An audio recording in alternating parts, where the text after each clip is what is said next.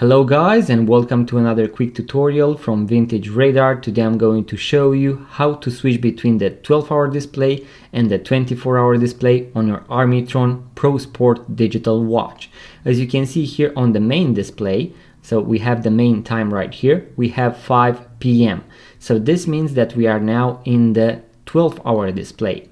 If I press the reset button once, I will be able to switch to the 24-hour display, just like that.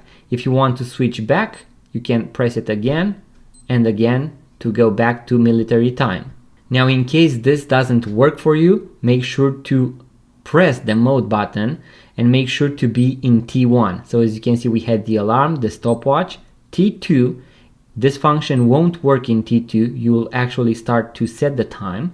And if I press one more time, I'm going to arrive at T1. So my main display, T1, and this is where the 12/24-hour display can be set. So guys, that was the quick tutorial that I had for you today. In case you want to watch the full video with all the functions and features of the Armitron Pro Sport digital watch, make sure to check out the link in the description box below. I am pretty sure you are going to find a bunch of new features such as setting the time, the alarm function, the hourly beep, and the stopwatch, so make sure to check them out.